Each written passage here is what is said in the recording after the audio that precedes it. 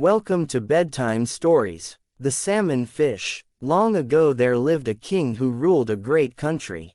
He was a good ruler, and exceedingly generous. In fact, he was too giving. Nearly every day he invited people to the castle where he provided feasts and festivals. The wine flowed, and everyone sang and danced. The king delighted in the bounty of his castle. But inevitably he ran out of money to pay for these fetes.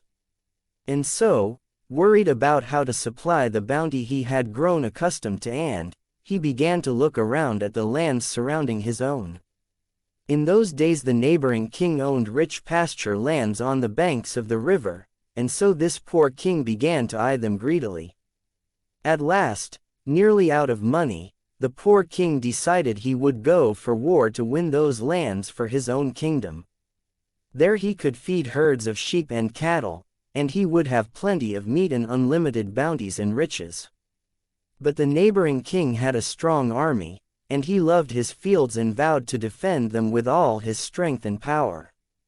When the poor king heard tales of this fierce army, he sought the wisdom of a druid. He wished to know what the future might bring. He wanted to know what he would have to do to defeat such a great army, and if he had any hope of doing so. The druid listened and told the king of one way he might defeat any army, becoming the most powerful man in the world through the knowledge of salmon. In one of the rivers running underground in the western land, there swam a magical salmon. "Catch this fish and eat him," the druid told the poor king, "and you will possess all the wisdom, strength and good fortune you could ever wish. The moment you taste this salmon fish, you will have success in every venture. You will be admired and loved by everyone, and everywhere."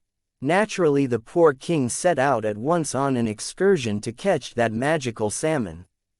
He and his men reached the banks of the river of the fertile valley and, just as the druid had said, the valley led to a secret cavern, one that vanished long ago.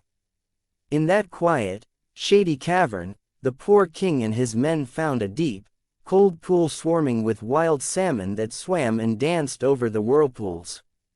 This was the place, the king understood, where he would find the salmon of knowledge.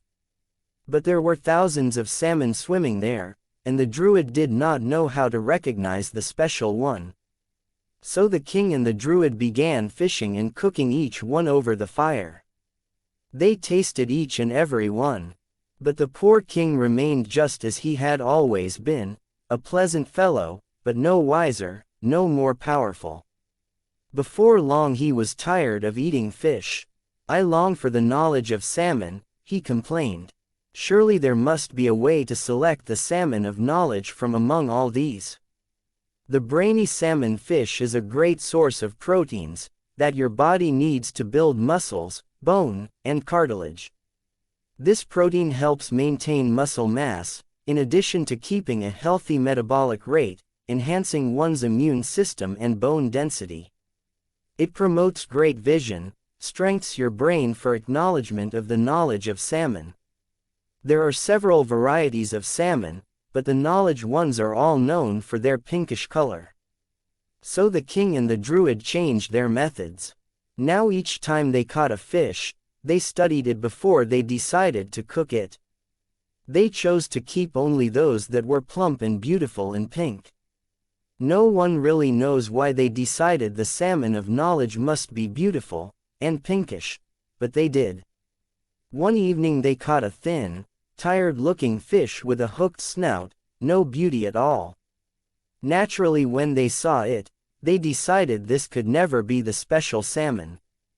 Instead of tossing it into the river, they merely dropped it on the shore, and it began to wriggle and crawl its way back toward the cool water.